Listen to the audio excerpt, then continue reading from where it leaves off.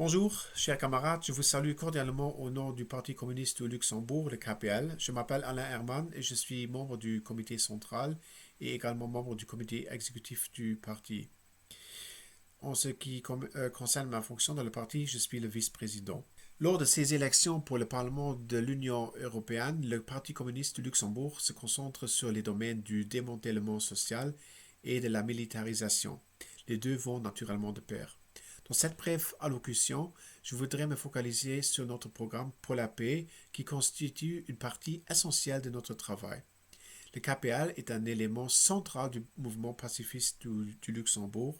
Cela a été particulièrement clair le week-end dernier à l'occasion de la marche pour la paix. En fait, nous étions le seul parti à avoir appelé clairement à participer et nous formions, avec les militants pour la cause palestinienne du Comité pour une paix juste au Proche-Orient, l'un des blocs les plus reconnaissables, contrairement aux syndicats et au parti de gauche des Lenk, qui n'est plus du tout aussi neuf et dont aucun appel n'avait été lancé.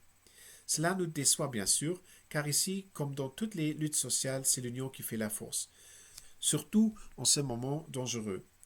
Mais cela ne nous étonne pas, car ces mouvements n'ont pas de position claire sur la guerre d'Israël contre le peuple palestinien dans la bande de Gaza et en Cisjordanie, ni sur la guerre en Ukraine et l'autonisation de l'Union européenne. Les communistes ne font aucun compromis sur la question de la paix. Nous ne voulons pas nous écarter de nos principes. Cela ouvrirait en effet la porte à d'autres compromis boiteux et à des idées impérialistes, comme le prouvent suffisamment d'autres partis de gauche, y compris ceux qui portent malheureusement le déterminant de communiste dans leur nom. C'est sur ce point que nous nous distinguerons de tous les partis dans le cadre de la campagne électorale pour le Parlement de l'Union européenne au Luxembourg.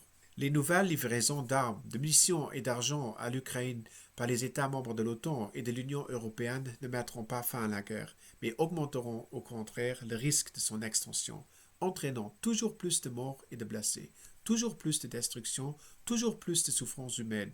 Aucune des parties ne peut mettre fin à la guerre en Ukraine par une victoire militaire. Il est urgent d'entamer des négociations en vue d'un cessez-le-feu et d'un règlement de paix, dans le respect des intérêts de sécurité de toutes les parties impliquées. Négocier ne signifie pas capituler, mais faire triompher la raison sur l'esprit de guerre. La guerre menée par Israël contre le peuple palestinien a déjà fait plus de 40 000 morts, en majorité des femmes et des enfants. La destruction d'habitations, d'hôpitaux, d'écoles, d'institutions religieuses et culturelles à Gaza est sans précédent. La cause de cette guerre est la politique d'occupation et d'oppression menée depuis des décennies par l'État d'Israël contre le peuple palestinien, au mépris total de toutes les résolutions de l'ONU.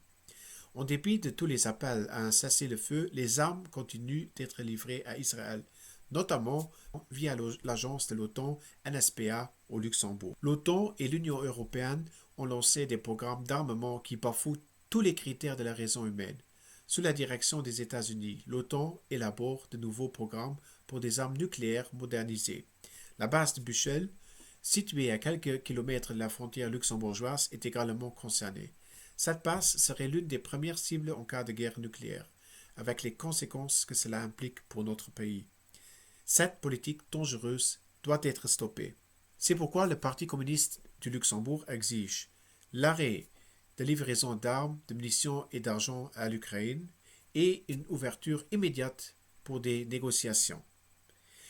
Nous exigeons également une ouverture de discussions multilatérales sur un nouvel ordre de paix sur le modèle de la conférence sur la sécurité et la coopération en Europe. Ça veut dire également une dissolution de l'OTAN et la création d'un système de sécurité collective. En ce qui concerne Israël et la Palestine, nous sommes pour un cessez-le-feu immédiat et inconditionnel à Gaza. Ça veut dire l'arrêt de toutes les livraisons d'armes à Israël. Et finalement, nous exigeons la mise en œuvre des décisions de l'ONU sur le Proche-Orient.